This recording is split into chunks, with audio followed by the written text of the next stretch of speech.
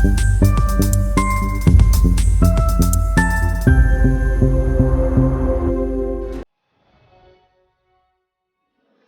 Amit Shah to move the motions for consideration of the following bills: the Jammu and Kashmir Reservation Amendment Bill 2023 and the Jammu and Kashmir Reorganization Amendment Bill 2023.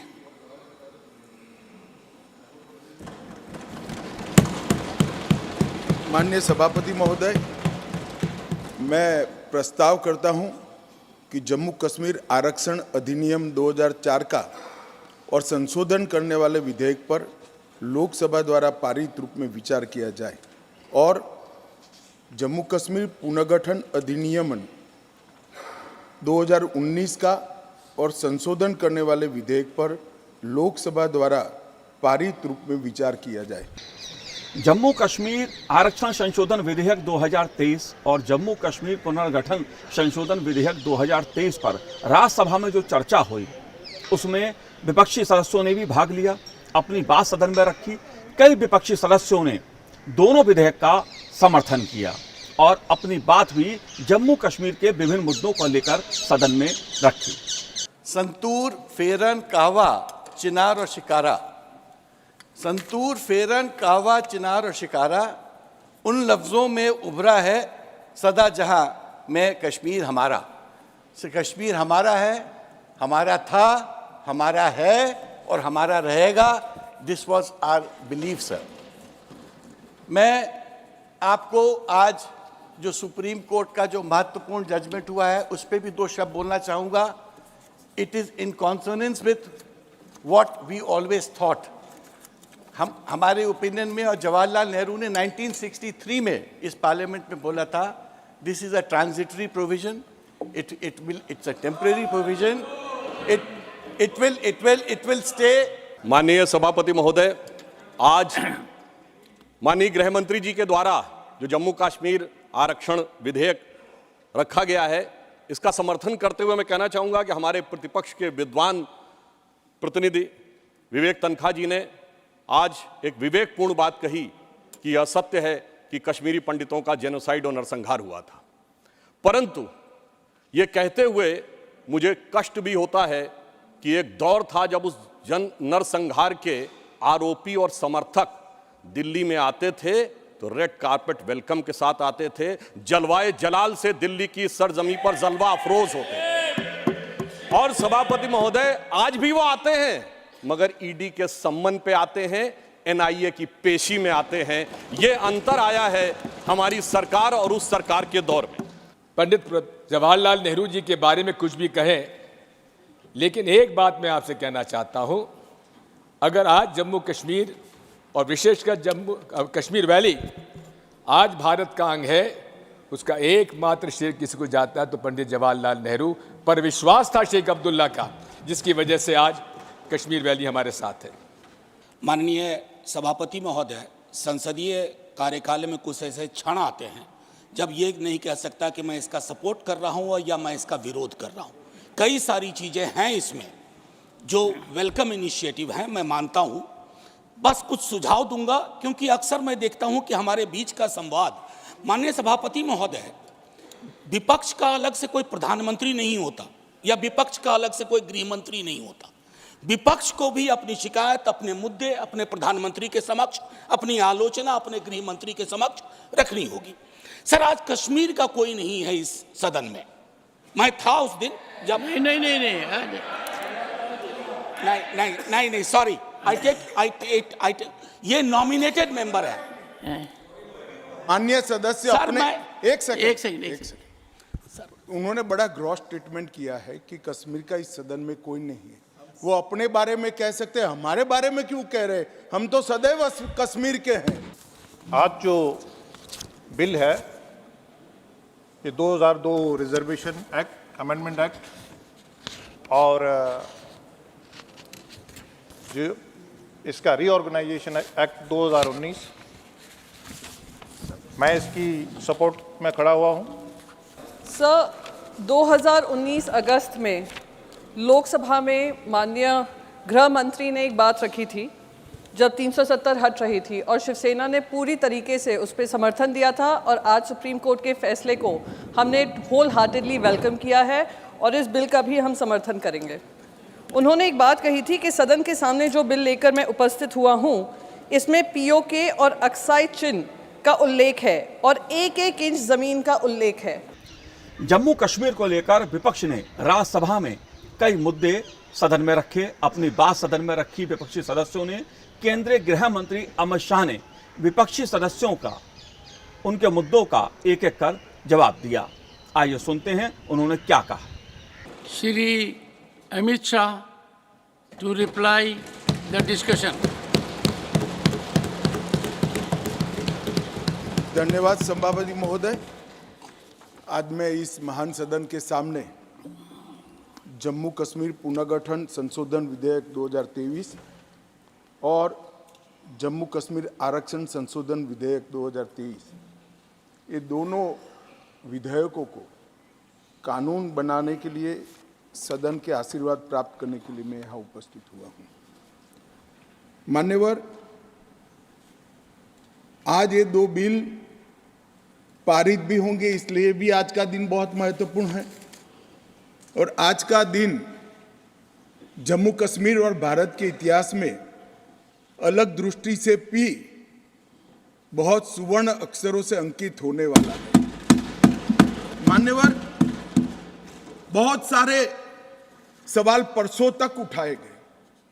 परसों भी लोकसभा में कहा गया कि ये bill अभी लंबित है, क्यों जल्दबाजी में ला रहे हैं, सुप्रीम कोर्ट न्याय करेगी, आपको राह देखनी चाहिए। मान्यवर, ये सारे स्टैंड जो थे वो न्याय के लिए नहीं थे। नरेंद्र मोदी जी ने जो निर्णय किया था वो निर्णय को लंबित करने के लिए थे, उस इरादे से किए गए थे। जम्मू कश्मीर से अनुच्छेद 370 हटाए जाने के संदर्भ में सुप्रीम कोर्ट के फैसले का असर भी चर्चा के दौरान देखने को मिला।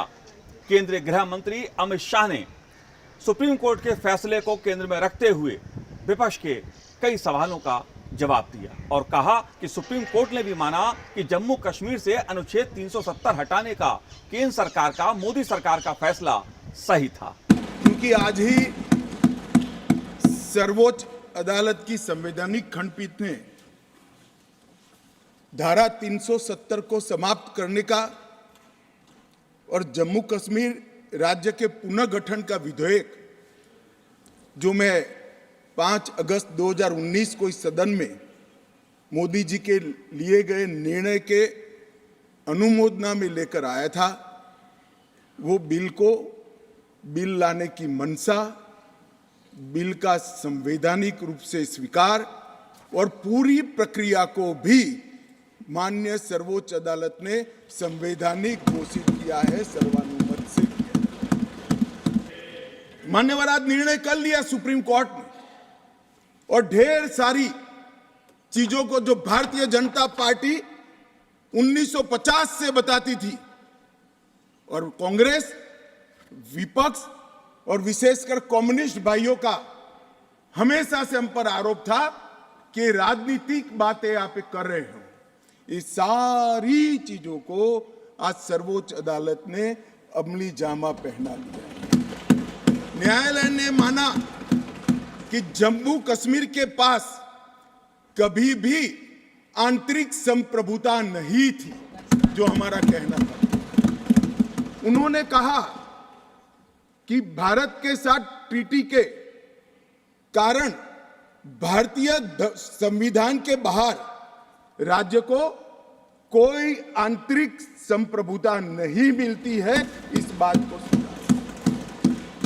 मान्यवर, न्यायालय ने माना कि अनुच्छेद 370 एक अस्थायी प्रावधान था, इसमें कोई शंका कुशंका नहीं है, ये संवैधानिक सत्य है कि धारा 370 अस्थायी समझ है। अब ये कुछ लोगों को पसंद नहीं आता है और जो नेहरू जी के विचारों के, नेहरू जी के कामों के बड़े प्रशंसक है और अनुयायी है, उनको भी पसंद नहीं आता है जो हम कहते हैं। मगर मैं उनको बड़ी विनम्रता से पूछना चाहता हूं, अगर धारा 370 इतनी ही न्यायिक थी, इतनी ही जरूरतमंद थी, तो इसके सामने एक ही आर्टिकल है मान्यवर जिसके सामने टेम्पररी शब्द का उपयोग किया गया, वो स्वयं नेहरू जी ने क्यों किया होगा? जो लोग कहते हैं कि धारा 370 परमानेंट है, वो संविधान सभा की मंशा का अपमान कर रहे हैं, संविधान का अपमान कर रहे हैं। मान्यवर, आज सुप्रीम कोर्ट ने कह दिया है कि इसका मतलब यह है, ये जो कहा धारा 370 अस्थायी प्रावधान था, इसका मतलब यह है कि ये दावा याचिकाकर्ता का 370 को कभी हटाया ही नहीं जा सकता। वो दावा सिरे से सुप्रीम कोर्ट ने खारिज कर दिया है कि संविधान को और देश के संसद के सदनों को पूरा अधिकार है धारा 370 हटाने। मान्यवर, न्यायालय ने यह भी माना कि राज्यपाल शासन और राष्ट्रपति शासन की जो उद्घोषणाएं हुई, इस पर भी ढेर सारे सवाल उठा गए कि राष्ट्रपति शासन गलत तरीके से लगाया गया, राज्यपाल शासन गलत तरीके से लगाया गया। इन्होंने भी, सुप्रीम कोर्ट ने यह भी माना कि राज्यपाल शासन और राष्ट्रपति शासन की उद्घोषणाओं को चुनौती देना ठीक नहीं है, ये पूर्ण रूप से संवैधानिक प्रक्रिया के तहत। मान्यवर, अनुच्छेद 370(3) में जो प्रावधान है वो संविधान सभा ने ही तय किया है। जब टेम्पररी इस प्रोविजन को किया गया तब सवाल हुआ है कि टेम्पररी है तो हटेगा कैसे? तो धारा 373 के अंदर एक प्रावधान डाला गया कि सीओक से राष्ट्रपति महोदय धारा 370 में सुधार भी कर सकते हैं, इस पर रोक भी लगा सकते हैं और पूर्णतया संविधान के बाहर भी कर सकते हैं। राष्ट्रपति का जो आदेश था, तत्कालीन राष्ट्रपति का 5 अगस्त 2019 का आदेश सीओ था, इसके माध्यम से राष्ट्रपति जी को पूर्ण अधिकार है अनुच्छेद 370 का संचालन बंद करने का। ये भी आज सुप्रीम कोर्ट ने सर्वानुमत से होल्ड कर दिया है, उसको उस पर मोहर लगा। जम्मू कश्मीर के मामले में पूर्व प्रधानमंत्री जवाहरलाल नेहरू की भूमिका का मुद्दा भी राज्यसभा में जोरदार ढंग से उठा। पक्ष और विपक्ष की ओर से अपने अपने तर्क नेताओं ने रखे, सदस्यों ने रखे। आइए सुनते हैं नेहरू जी की भूमिका को लेकर क्या चर्चा सदन में हुई। जवाहरलाल नेहरू जी का कश्मीर के लिए कंडक्ट और इस पर हमारा नजरिया थोड़ा तंग है। जहां तक तंग नजरिए का सवाल है साहब, देश की एक भी इंच जमीन का सवाल है, हमारा नजरिया तंग रहेगा, हम दिल बड़ा नहीं कर सकते। किसी को अधिकार नहीं है अपने बड़े हृदय को दिखाने के लिए देश का एक भूभाग देश से चला जाए और मूक दर्शक बनकर खड़े रह जाए, किसी को अधिकार नहीं। मैं आज फिर से कहता हूं, ये आरोप से मैं सहमत हूं, हमारा नजरिया तंग है। देश की एक इंच जमीन भी जाती है तो इसके लिए भारतीय जनता पार्टी का हर कार्यकर्ता सर्वोच्चता से संघर्ष करेगा, लड़ाई करेगा और लड़ेगा। हमें कोई इसमें शर्म की बात नहीं। मान्यवर, मैं कुछ बातें कहना चाहता हूं। बहुत कुछ कहा है, अभी कहा गया नेहरू के कारण कश्मीर यहां है, नेहरू जी के न होते तो शायद ये बिल ही नहीं आता और कश्मीर होता ही नहीं, इस तरह से कहा। मैं आज कहना चाहता हूं कि जो आजादी के बाद भारत की रचना को जानते हैं उनको मालूम होगा हैदराबाद में इससे भी बड़ा प्रॉब्लम हुआ था। क्या जवाहरलाल जी गए थे क्या?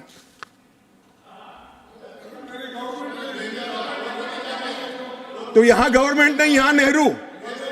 क्या कर रहे हो खड़गे जी? अभी भी वापस आओ।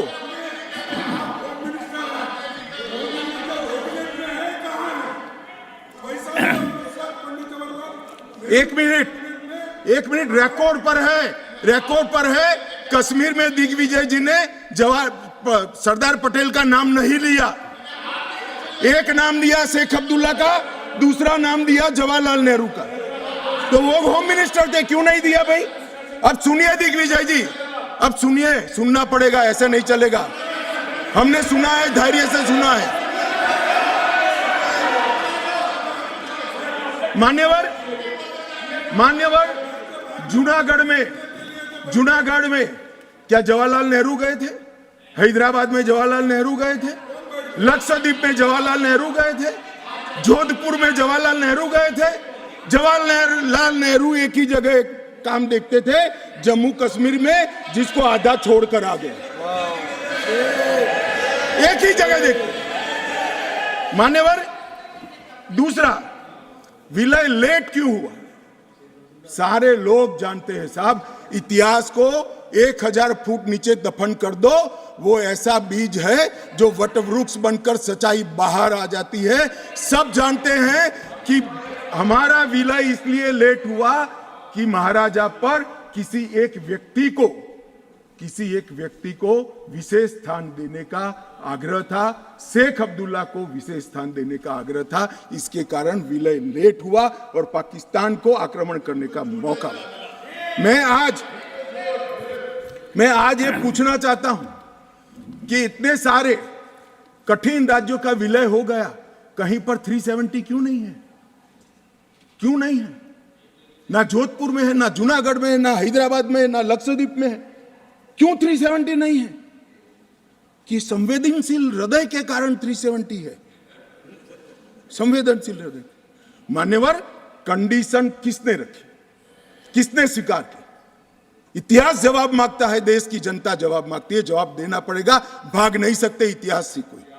मान्यवर, सेना भेजने में देरी क्यों हुई? और ये कहते हैं कि इसके बाद भी देरी हुई है। जम्मू कश्मीर आरक्षण संशोधन विधेयक 2023 और जम्मू कश्मीर पुनर्गठन संशोधन विधेयक 2023 से किस तरह से जम्मू कश्मीर के लोगों को फायदा होगा, केंद्रीय गृह मंत्री अमित शाह ने यह भी बताया। मान्यवर, मैं जिस 2 बिल को लेकर आया हूं, वो 2 बिल एक प्रकार से सभी पार्टियों को मैंने सुना है, सर्वानुमत से बिल के तत्व को सबने समर्थन किया है। बिल का जो तत्व है, कंटेन है, इसका किया है। मुझे था कि विटराज खड़े हो जाएंगे कि हम अपोज में खड़े हैं, मगर मैं सभी पार्टियों को कहता हूं, तब ये तो काउंट करता हूं कि कम्युनिस्ट पार्टी कभी अच्छे काम का समर्थन नहीं कर सकती है, इसलिए सभी पार्टियों से मेरा मत बाकी दलों से। मान्यवर, कमजोर और वंचित वर्ग, ये जो नाम है, किसी भी नागरिक की डिग्निटी को बहुत हर्ट करने वाला नाम है, अंतर की गहराइयों तक दुख खड़ा करने वाला नाम है, और बहुत समय से था। आज प्रधानमंत्री जी ने एक जो फैसला लिया है, जिस फैसले को वास्तविक स्वरूप देने के लिए मैं आपके सामने उपस्थित हुआ हूं, इसमें कमजोर और वंचित वर्ग की जगह अन्य पिछड़ा वर्ग, ये नाम जोड़ने का फैसला दिया है, जो संवैधानिक शब्द है। मान्यवर, दूसरा बिल जो है, वो दूसरा बिल जम्मू कश्मीर में सालों से अलग अलग प्रकार के विस्थापित हुए। मान्यवर, 80 के दशक से आतंकवाद की शुरुआत हुई, 89 से चरम सीमा पर पहुंचा। ढेर सारे कश्मीरी हिंदू, विशेषकर कश्मीरी पंडित और ढेर सारे सिख भाई घाटी छोड़कर पूरे देश भर में बिखर गए। जम्मू में गए, बेंगलुरु गए, गुजरात गए, दिल्ली गए, फरीदाबाद गए, देश भर में बिखरे। सभी राज्यों ने उनकी आवभगत भी की, सभी राज्यों ने उनको रिजर्वेशन भी दिया, कई राज्यों ने उनको नौकरी में प्रायोरिटी दी भी। कश्मीरियों को गले लगाने का काम पूरे देश ने किया है, पूरे देश की जनता ने। मान्यवर, वो बिखरे और ऐसे बिखरे कि अपने ही देश में वो विस्थापित हो गए, निराश्रित हो गए। जिनके पास अरबों खरबों की संपत्ति थी, वो दर दर की ठोकरें खाने के लिए मजबूर हो गए। मान्यवर, उन लोगों को सम्मान देने के लिए, और ये आंकड़ा कोई छोटा मोटा आंकड़ा नहीं है, 46,631 परिवार जो रजिस्टर्ड है वो वहाँ से विस्थापित हुए हैं और 1,57,967 लोगों ने हमारे बहुत प्रयास के बाद 19 के बाद हमने एक अभियान चलाया, हर शहर में जाकर एडवर्टाइज दिया है, ऑनलाइन रजिस्ट्रेशन हो गया है और इतने लोग अब तक रजिस्टर हुए। तनख्वाह साहब ने कहा कि बहुत सारे हैं, करना चाहिए। मैं तो उनको निमंत्रित करता हूं, तनख्वाह साहब आप जितने भी छूट गए इसकी सूची लाइए, आधी सेकंड में मैं रजिस्टर कर आपको एक्नॉलेजमेंट। मान्यवर, ऑनलाइन प्रक्रिया है और मैं आज इस महान सदन के माध्यम से देश भर में बिखरे पड़े कश्मीरी पंडित और अन्य विस्थापितों को कहना चाहता हूं, नरेंद्र मोदी सरकार आपको न्याय देने के लिए कमिटेड है। आप मुझे लिखिए, कश्मीर सरकार को लिखिए, किसी भी विज्ञ के बगैर आपका रजिस्ट्रेशन कर दिया जाएगा। आप मतदार भी बनोगे, चुनाव भी लड़ पाओगे और जम्मू कश्मीर के अंदर आप मंत्री बनकर भी जा सकते हो। आपको पूरा मान्यवर, 3 युद्ध भी हुए। 1947 में और 48 में युद्ध हुआ। 31,779 परिवार आज के पाकिस्तान अधिकृत कश्मीर से शरण लेकर भारत में आए। इनमें से 26,319 परिवार तत्कालीन जम्मू कश्मीर राज्य में बसे और शेष 5,460 परिवार अन्य भागों में बसे।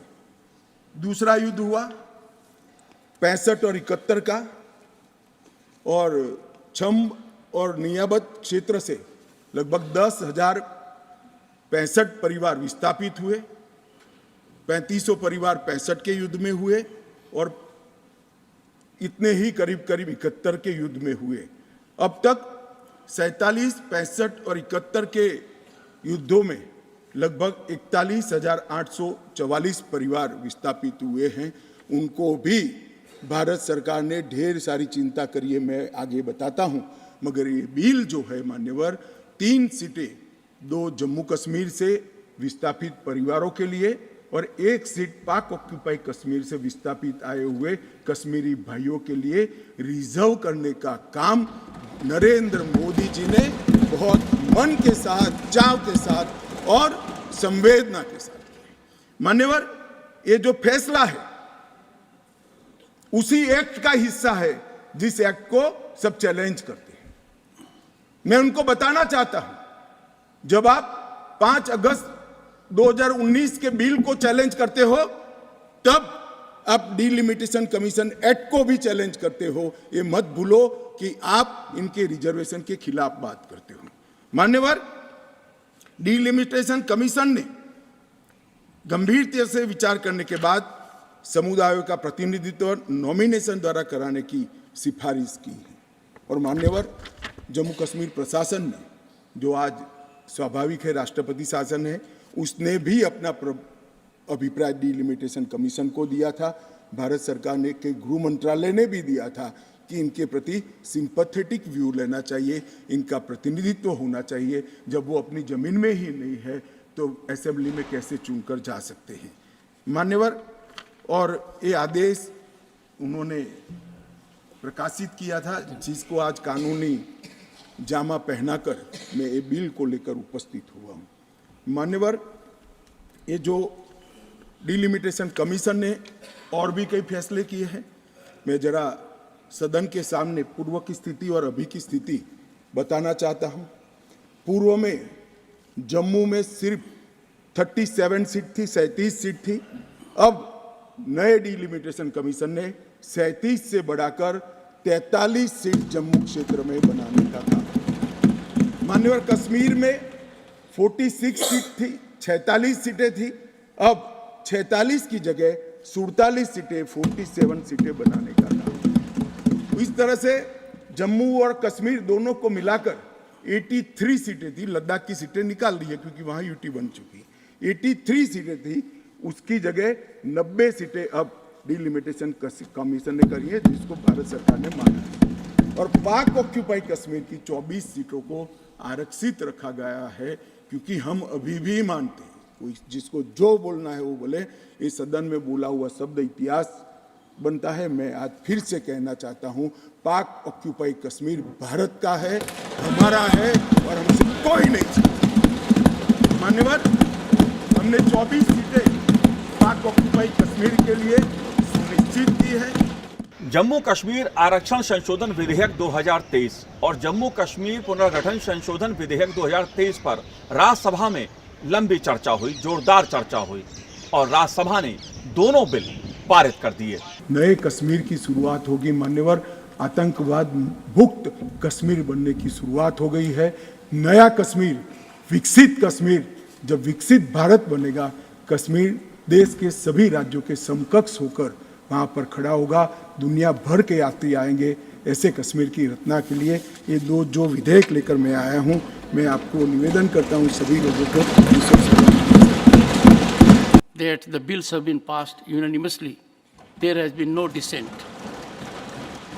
अनुच्छेद 370 को लेकर सुप्रीम कोर्ट के फैसले पर प्रधानमंत्री नरेंद्र मोदी जी ने अपना एक आलेख लिखा और उस आलेख के माध्यम से प्रधानमंत्री नरेंद्र मोदी ने बताया कि सुप्रीम कोर्ट का फैसला 370 के संदर्भ में कितना ऐतिहासिक है। प्रधानमंत्री नरेंद्र मोदी ने अपने आलेख में ये भी बताया, ये भी लिखा कि नया जम्मू कश्मीर आतंक को पीछे छोड़ अब विकास के रास्ते पर आगे चल रहा है।